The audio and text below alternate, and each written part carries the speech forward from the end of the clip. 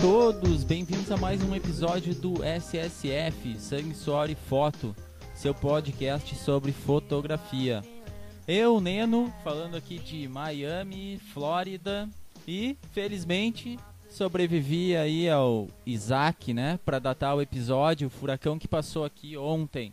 Hoje, episódio número 10, isso mesmo, já se passaram 10 episódios, passou voando. Mas, enfim, hoje, episódio número 10, eu vou conversar sobre HDR. E por que é importante nós aprendermos HDR? Bom, vocês se lembram quando a gente conversou sobre fotometria?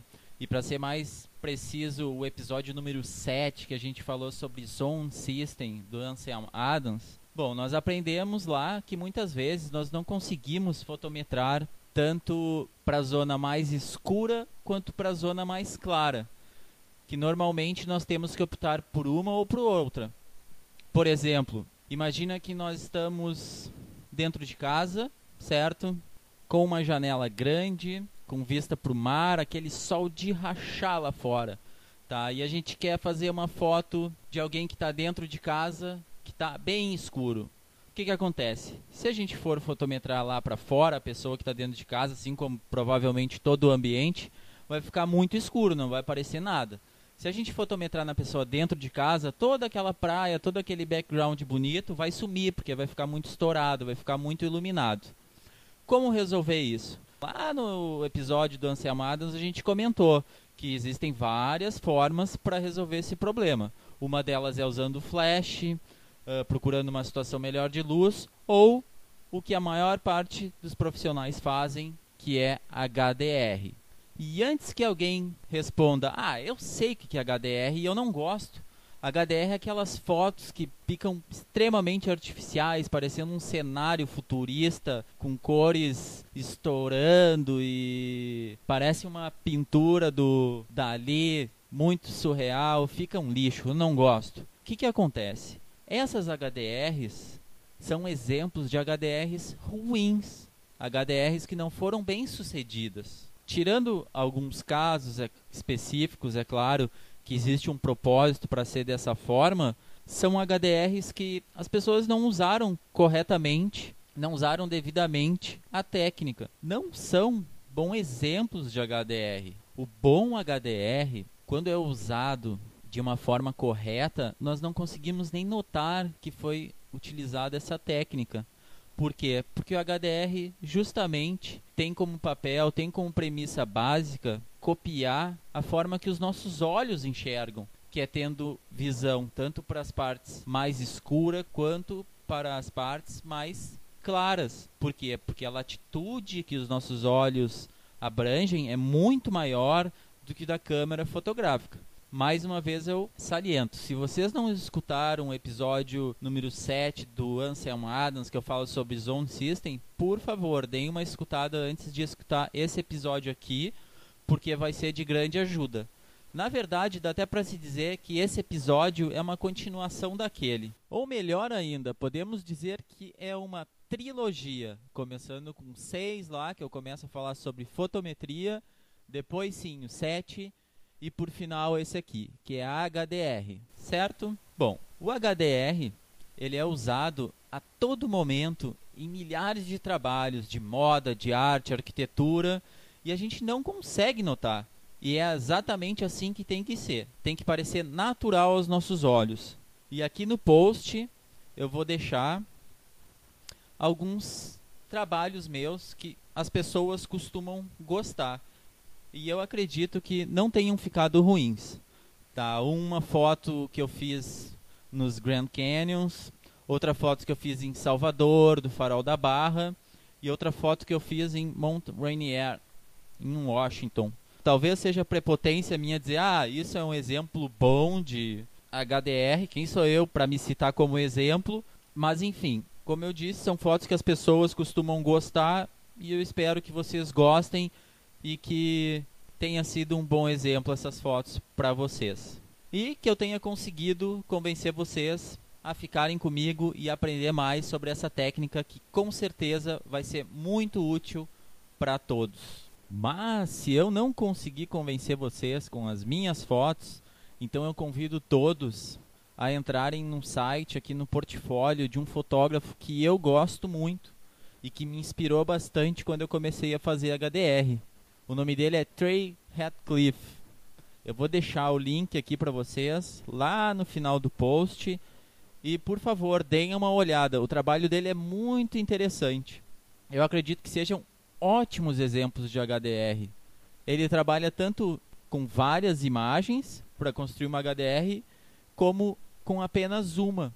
Talvez agora isso não faça muito sentido, mas no decorrer do post eu vou falar bastante sobre isso. E aí vai fazer mais sentido. Então, deem uma conferida no trabalho dele também. E, mais importante de tudo, fiquem comigo até o final, não vão embora. E eu acho que o melhor de tudo é começarmos definindo o que é HDR. HDR é uma sigla em inglês que significa High Dynamic Range. E traduzindo para o português, uma boa tradução seria como um grande alcance dinâmico. Por quê?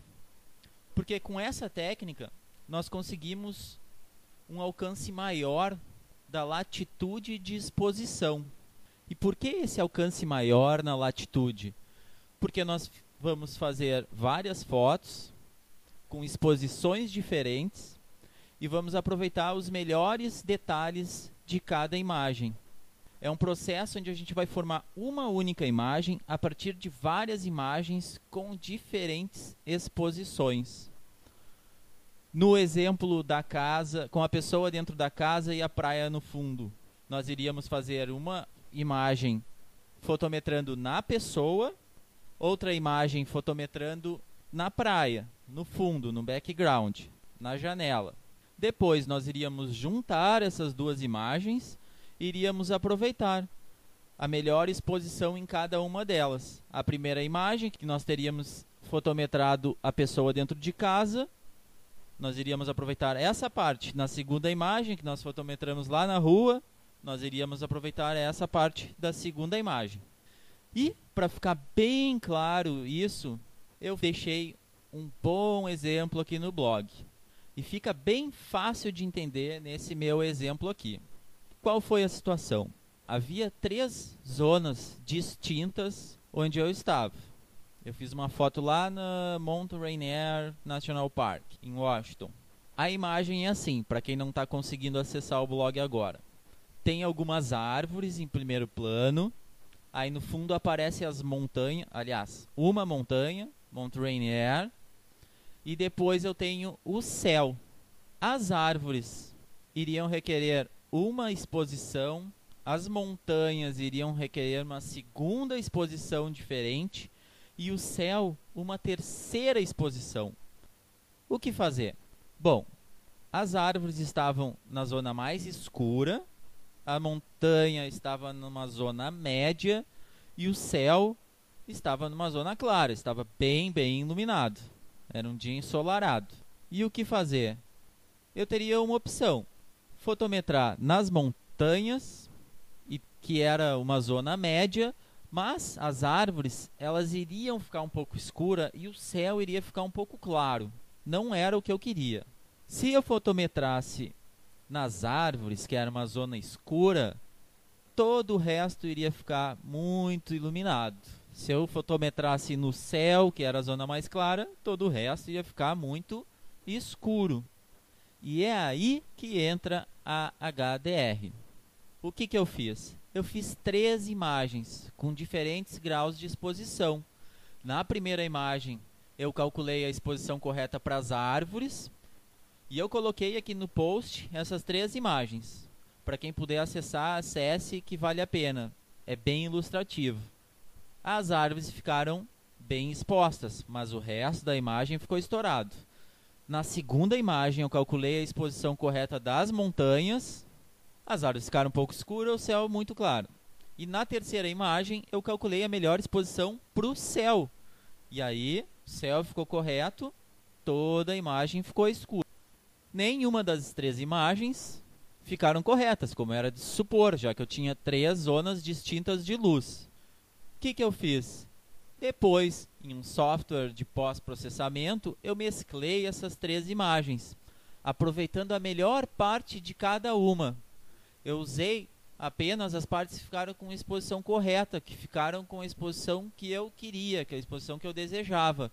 As árvores da primeira imagem, as montanhas da segunda e o céu da terceira. Com essas 3 imagens, eu formei uma única imagem, excluindo as zonas que ficaram mal expostas e aproveitando apenas as zonas que ficaram com os detalhes que eu gostaria, que ficaram bem expostas, bem iluminadas. Com as 3 imagens, eu formei uma única. E aí, tu me fala assim: pá, Neno, valeu mesmo, mudou a minha vida agora. Você é um novo fotógrafo. Mas que pena que eu não escutei esse episódio antes.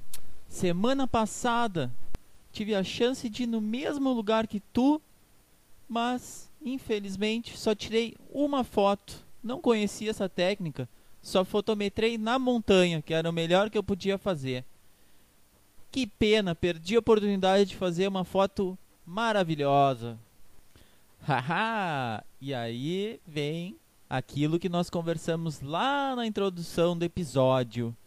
Eu posso criar uma HDR a partir de uma única imagem, assim como o Trey Ratcliffe, que eu citei lá no começo.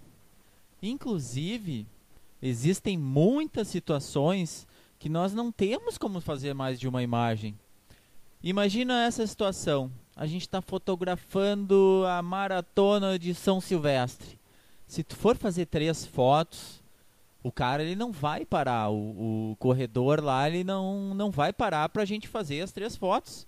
Cada foto ele vai estar aparecendo em um lugar diferente da cena. Não tem como a gente se dar o luxo de fazer mais de uma foto dele, mais de uma foto com diferente exposição. Ou imagina que tu está lá no meio da selva fazendo uma foto de um animal exótico, de um pássaro exótico. Ele não vai ficar parado para a gente fazer mais de uma foto com diferentes exposições. Ele não vai ficar parado lá pagando pau de modelo para nós. Mesmo as folhas das árvores. Imagina que se está ventando, por exemplo, as árvores vão estar se movimentando com o vento, as folhas vão estar se movimentando com o vento. E cada imagem vai ficar com uma diferente composição. Não vai funcionar. Tá aí um exemplo de situações que nós não vamos poder nos dar ao luxo de fazer mais de uma foto, com mais de uma exposição. Nessas situações, nós vamos trabalhar com apenas uma imagem. Então, não se desespere, nem tudo está perdido. Em primeiro lugar, vamos lembrar, não existe um número ideal de fotos. O ideal é nós fazermos a medição na parte mais escura e depois na parte mais clara. Se for uma diferença de mais de 2 stops, que nós não temos como recuperar num software, no Photoshop, por exemplo, ou no Lightroom, então nós vamos fazer diferentes fotos para cada zona. Se nós tivermos uma cena com 10 diferentes zonas de exposição, por exemplo, com uma diferença entre a zona mais escura e entre a zona mais clara de 10 stops, nós vamos precisar fazer umas 5 imagens, com uma diferença de 2 stops entre cada uma delas, tá? Então não existe um número X de imagens. Nós temos que fazer 3 fotos, nós temos que fazer 4 ou 5. Depende, cada situação vai exigir um número diferente de imagens. Normalmente, vou dizer assim, em 90% dos casos, eu consigo trabalhar com 3 imagens. Eu geralmente faço com 3 imagens e isso é o suficiente, com uma diferença de 2 stops entre cada uma delas. Mas se a gente só vai conseguir fazer uma imagem, ou se nós só fizemos uma imagem, o mínimo que nós podemos fazer é estar fotografando em RAW, não em JPEG. Por quê? Porque o RAW ele tem muito mais informações do que o JPEG, que é comprimido. Eu vou fazer um episódio inteiro dedicado a isso, tá? JPEG e RAW. Mas, agora, só nos interessa isso. O RAW ele tem muito mais informações do que o JPEG. Então, quando nós formos fotografar pensando em HDR, sempre fotografar em RAW. O RAW, pela própria natureza, já tem um Dynamic Range, já tem uma latitude maior do que o JPEG. E voltando à questão inicial, se nós só tivermos uma única imagem, qual é uma solução? Existem softwares como Photomatix que são próprios para trabalhar HDR. Se nós colocarmos uma única imagem lá, ele já vai fazer todo o processamento para nós. Mas como fazer isso manualmente? É fácil, é só abrir essa única imagem que nós temos em qualquer software de edição e nós vamos criar 3 diferentes imagens com essa única imagem. Como? Nós abrimos a imagem lá no Photoshop, por exemplo.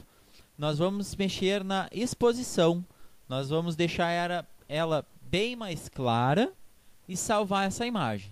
Depois nós vamos deixar ela mais escura, mexendo na exposição de novo, e salvar ela dessa forma. Sendo assim, nós temos 3 diferentes imagens agora. Uma mais clara, ela normal, que nós já tínhamos, e uma mais escura. E aí, então, trabalhar como se fossem 3 imagens distintas. Nós vamos juntar elas como se fossem 3 imagens com diferentes graus de exposição. Não é o ideal, mas funciona. E tem muito trabalho feito dessa forma. O Trey Ratcliffe, que eu já citei, tem muitos trabalhos dele que ele fez assim. Ele trabalhou em cima de uma única imagem.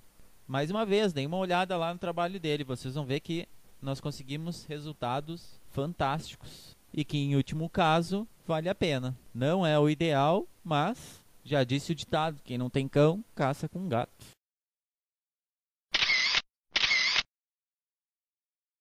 E agora nós vamos falar sobre o auto-bracketing das câmeras. O que é o auto-bracketing? O auto-bracketing é uma ferramenta que eu acredito que nós encontramos em todas as DSLRs. E eu acredito que maior parte das compactas novas já possuem também. É uma ferramenta que ela não leva o mesmo nome em todas as marcas, mas que a função é sempre a mesma. É ajudar o fotógrafo a garantir uma exposição correta. Essa ferramenta ela foi inicialmente criada para assegurar que o fotógrafo chegasse o mais próximo possível da melhor exposição. Ela não foi criada se pensando em HDR. Por isso, nós não podemos fazer muitas imagens. A maior parte das câmeras nos habilita a fazer em 2 ou 3 imagens. Eu acredito que provavelmente as câmeras atuais 3 imagens com 3 diferentes exposições. Como que funciona? Bom, vamos explicar direitinho como funciona o auto-bracketing. Ele é assim: selecionando essa ferramenta, a máquina vai fazer de forma automática 3 imagens com 3 diferentes exposições, sem que exija de nós mudar de forma manual a exposição. Quando nós usamos essa ferramenta, com base na exposição que nós deixarmos ali, a máquina vai fazer mais 2 imagens, uma subexposta e outra superexposta, com uma diferença de stop que nós podemos pré-determinar. A minha câmera, por exemplo, eu posso determinar valores entre 0.3 stop. O que quer dizer? Eu posso fazer mais 2 imagens com diferenças de 0.3, 0.6 ou 1 stop. Depois mais 1.3, 1.6 ou 2 stops entre si. Em outras palavras, eu vou fazer uma imagem com a exposição correta, com a exposição mediana que eu pré-determinei, fotometrando, e a câmera vai fazer mais uma foto subexposta, com uma diferença de 2 stops, por exemplo, e outra superexposta, com essa mesma diferença, de 2 stops. Então eu vou ter uma imagem com 2 stops subexposta, uma imagem centrada e outra imagem super exposta, uma diferença de 2 stops, acabando assim com 3 imagens diferentes, com diferentes graus de exposição. Eu uso muito essa ferramenta porque eu poupo muito trabalho e bastante tempo. Ao invés de eu ter que ficar mexendo no dial da câmera, colocando outras exposições, eu só fico com o dedo ali, eu sento o dedo ali, já está no burst, modo burst, e a máquina faz 3 fotos diferentes para mim. Uma subexposta, uma com a exposição mediana e outra super exposta. Depois eu só preciso juntar essas 3 imagens. Eu não preciso ficar me preocupando em alterar a exposição. A máquina já faz isso. E economizando o tempo de eu ter que ficar mudando, eu consigo imagens melhores. Em uma situação que eu não tenho como usar tripé, por exemplo. Eu não dou o tempo de eu mexer com a câmera e de repente mexer na composição. Porque é muito rápido. É tá. E eu já fiz as 3 imagens. Se eu tivesse que mexer na exposição por conta própria, ele ia levar um certo tempo e provavelmente eu iria mexer meu corpo, eu iria mexer com a composição, o que iria influenciar no resultado final. Procurem no manual de vocês, procurem na câmera de vocês. Eu tenho quase certeza que a maior parte das câmeras possuem essa ferramenta. É Auto Bracketing. Talvez esteja com um nome um pouco diferente, mas a ferramenta é a mesma, vocês vão encontrar. Algumas câmeras não possuem tanto range, não vão conseguir fazer 2 stops como eu, por exemplo, mas a maior parte delas habilita a fazer pelo menos fotos com diferenças de 1 stop. E fica a dica, usem essa ferramenta, vale muito, muito a pena.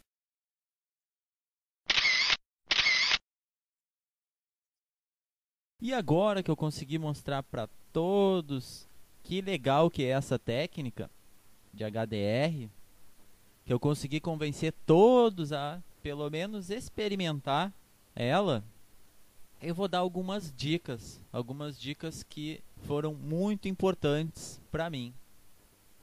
Em primeiro lugar, como eu já comentei antes, sempre fotografe em RAW. Não use JPEG se vocês estiverem pensando em HDR. Por quê? Porque o JPEG ele contém muito menos informação que o RAW.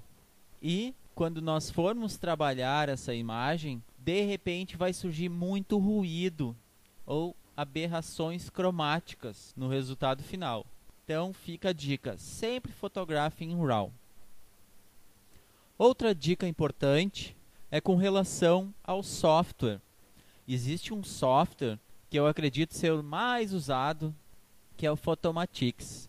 Tem como se trabalhar HDR usando o Photoshop para mesclar essas imagens. Mas a maioria dos profissionais usam esse software chamado Photomatix. É um software específico para trabalhar HDR e ele é muito mais completo que o Photoshop. Nós conseguimos resultados muito melhores. Ele tem muito mais ferramentas e opções para se trabalhar HDR. Eu acho que se vocês entrarem direto no site do Photomatix, tem como baixar uma versão trial e usar ele por um determinado tempo de graça, sem ter que pagar nada. Façam um teste, se vocês gostarem, vocês adquiram depois, não sei, dando seu jeito. Mas enfim, tentem usar o Photomatix. Para mim, é o software que funciona melhor. E já que nós estamos falando de Photomatix, outra dica é sempre procurar fazer as fotos o mais alinhadas possíveis. O Photomatix, por exemplo, ele tem uma opção de alinhar as imagens depois. Na hora de mesclar as imagens, ele consegue alinhar essas imagens. Mas é extremamente aconselhável usar um tripé e procurar fazer o máximo possível em loco, na hora que nós estivermos captando essas imagens. Talvez 3, 4 ou 5 exposições não vai fazer muita diferença no resultado final. Mas à medida que nós aumentamos o número de imagens, definitivamente vai aparecer no resultado final. Se nós precisarmos fazer 5, 6, 7 ou 8 imagens, por exemplo, e formos juntar elas depois e não estiverem perfeitamente alinhadas, com certeza vai fazer muita diferença no resultado final.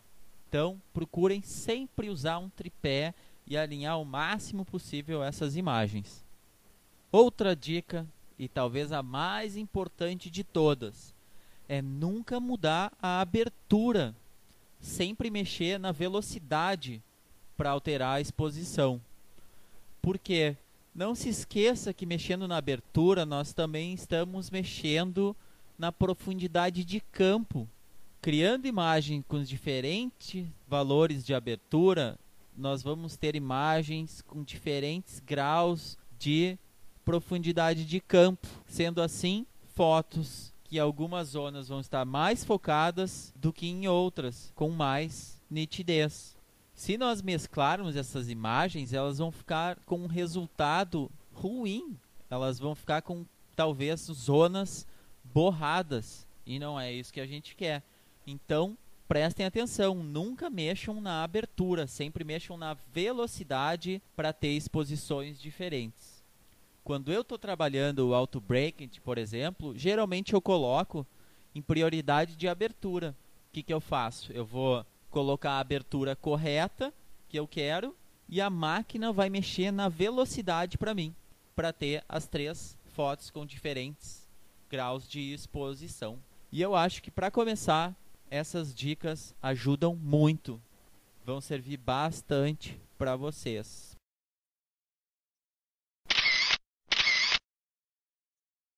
E chegamos ao final de mais um episódio. Hoje o episódio número 10. E, como sempre, essa é a parte onde eu dedico a leitura dos e-mails de vocês, os ouvintes. Hoje eu vou ler o e-mail da Vânia Viana. Ela não escreveu de onde ela é, então vamos supor que ela está escrevendo, deixa eu pensar, da Austrália. Pronto. Ela escreve assim: boa tarde, tudo bem? Já ouvi praticamente todos os episódios de vocês. Muito bom.